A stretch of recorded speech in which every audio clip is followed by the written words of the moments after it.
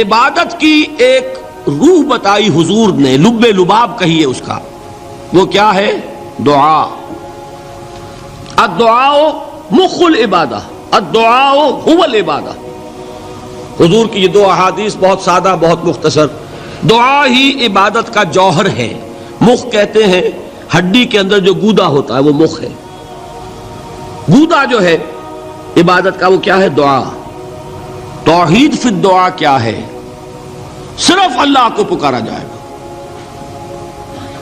اور شرک فی الدعا، جس کو بھی پکاریں گے آپ مدد کے لیے اس کو آپ نے معبود بنایا ہے، کسے باشد۔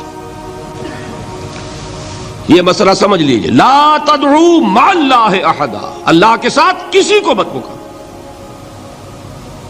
حضور نے فرمایا کہ جوتی کا تسمہ بھی مانگنا ہو تو اللہ سے مانگو۔ اللہ نے تو دروازہ کھولا ہوا ہے، جو چاہو مانگو، کسی اور سے مت مانگو۔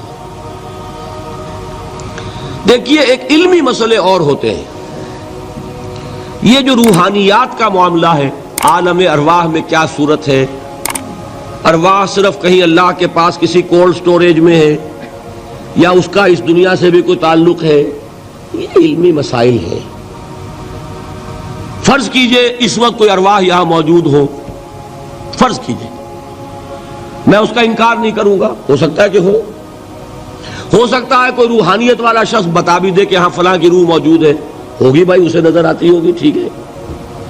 یہ بھی ہو سکتا ہے کہ کوئی شیطان جن ہو اور وہ دھوکہ دے رہا ہو کہ میں فلاں کی روح ہوں، ہو سکتا ہے کہ نہیں؟ لیکن یہ بھی ہو سکتا ہے، وہ بھی ہو سکتا ہے، مجھے اس سے بحث نہیں۔ مجھے جس سے بحث ہے وہ یہ ہے کہ مجھے پکارنے کی اجازت نہیں ہے۔ ہوا کرے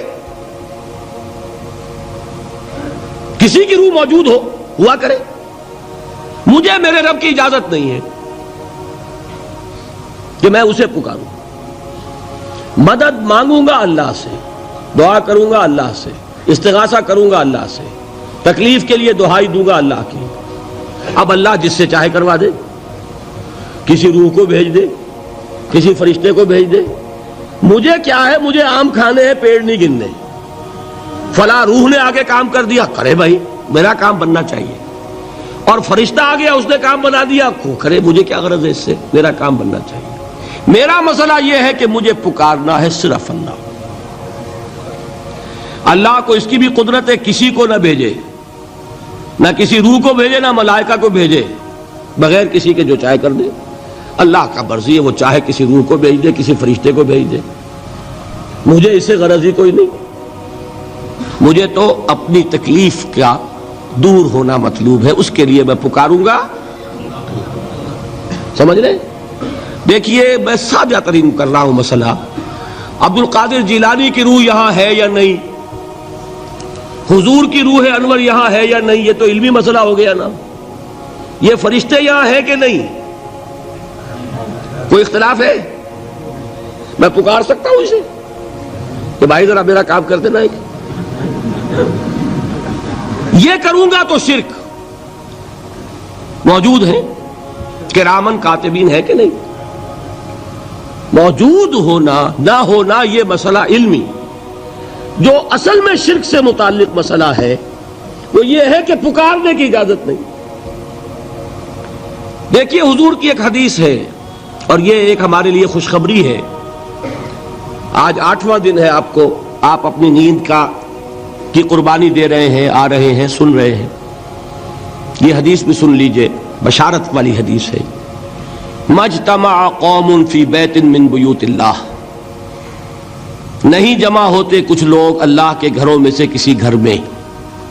اس کا مصداق اول تو مسجد ہوگی، لیکن تقریباً تمام محدثین نے مانا ہے کہ صرف مسجد تک محدود نہیں ہے، سب گھر اللہ کے ہیں۔ یہ جگہ کس کی ہے؟ تو عام ہے یہ چیز، لیکن مسجد کا ہوگا تو وہ مصداق اول ہو جائے گا۔ مجتمع قوم فی بیت من بیوت اللہ یتلون کتاب اللہ ویتدارسونہ بینہم، کام کیا کر رہے ہوں کہ اللہ کی کتاب پڑھ رہے ہوں، وہ سمجھ رہے ہوں، سمجھا رہے ہوں، تو کیا ہوتا ہے؟ الا نزلت علیہم السکینہ، ان پر اللہ کی طرف سے سکینت کا نزول ہوتا ہے۔ وغشیتہم الرحمہ، رحمت خداوندی انہیں ڈھانپ لیتی ہے۔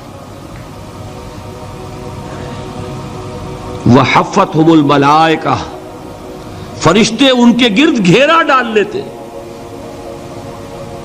وذکرہم اللہ فی من عندہ، اور اللہ ذکر کرتا ہے ان کا ملائکہ مقربین کی محفل میں۔